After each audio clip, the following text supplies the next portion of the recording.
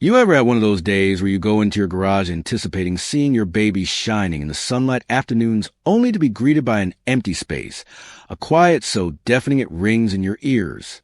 Yeah, that was me. My '67 Mustang. My legacy from my old man.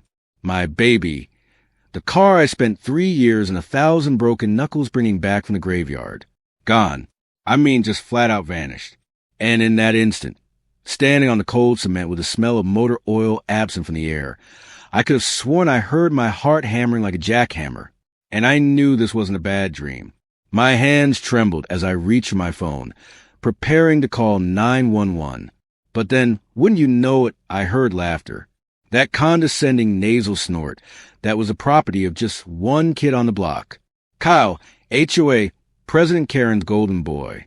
I walked down the street, fury coiling every muscle in my body, and there he was, twirling my Mustang keys on his finger like he was lord of all he surveyed. His friends attempted to be tough, but the moment I demanded, "Where's my car?" well, you could feel the tension snap. He smiled, smirking as always, and gestured down the street. "Just took her for a spin," he replied, throwing me my own keys. "You should lock your garage." His friends laughed, and I fought the need to wipe that smirk from his face. Right there, but I was smarter than that. Hitting that kid would only make it worse. I walked, and with each step, my stomach dipped a little further. There was my Mustang can at half on the curb passenger fender, smashed into Mrs. Henderson's award-winning petunias, black paint scraped and peeled down to bare metal. Inside, the odor greeted me. Stale cologne, cheap fries, spilled soda, seeping into the leather I conditioned for weeks. Fast food containers and a greasy pizza box covered the back seat. It was as though someone had taken my car out for a dumpster on wheels. At that point, I realized this wasn't just some idiot prank. This was personal, a message, and not just from Kyle. I strode directly to Karen's front door. She stood there, spatula in her hand, fake smile already set. "Oh, boys will be boys," she replied, not even batting an eyelash. "Honestly, if you leave your garage door open, you're asking for trouble." I explained to her in no uncertain terms that her son stole and destroyed my vehicle. She didn't bat an eye, just said to send her the bill, then told me she was going to call the police if I didn't remove my hand from her door. So I did call the police. The cop was courteous, fresh out of the academy, and was already appearing fatigued of the entire spectacle. I knew the drill, Karen spinning her web of deceit, labeling it as a misunderstanding, the system churning along so slow you could hear it rust. But I wasn't going to let it slide. Not after they had defiled the last tangible thing that had belonged to my dad that I'd been left with. See, that Mustang wasn't any ordinary automobile. It was my dad's ghost on 4 wheels. He purchased it brand new in '67, brought it home the same year. He returned from overseas. It was a rumble of my childhood, the scent of long road trips, the hands-on teaching of grit and patience. When he fell ill and passed away, I vowed him that I'd never allow that car to die. Spent my entire weekends in the garage with my friend Alex, wrenching, battling rust, learning how to hand-stitch leather. When I finally got that engine over, and it sounded like thunder, I was as close to my dad as I'd been in years. But Karen, she treated the HOA like a medieval kingdom. If your lawn was a 1/4 inch too long, you were fined. Left trash out after pickup time, another fine. She saw everything, made everyone uncomfortable. I had pushed back at one of the budget meetings, asked where the additional money was going. She gave me that look like she was labeling me as an enemy forever. Our other neighbor Lewis Guy is harmless, afraid of his own shadow. Once whispered to me about Karen having fined him for flowers being the wrong pink. She cried his wife. But Louis, like all the rest, too afraid to say a word outside. The official letter arrived a week after the Mustang debacle.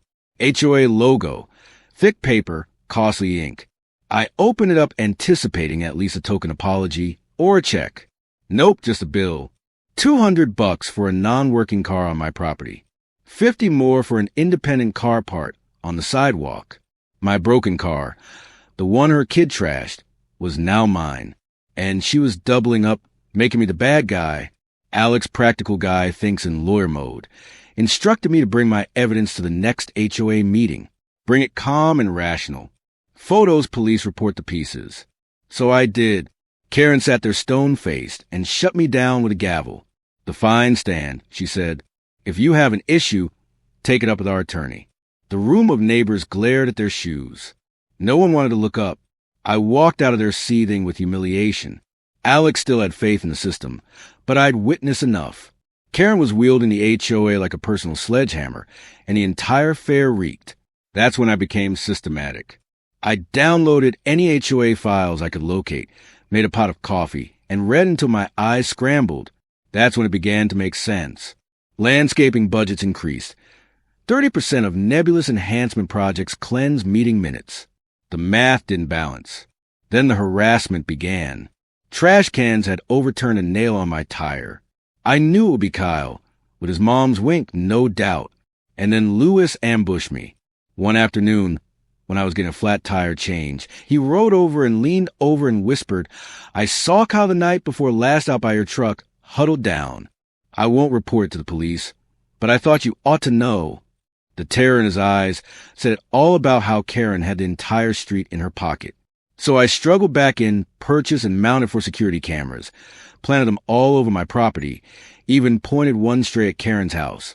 Let them know I was watching. Before long, I had caught something big.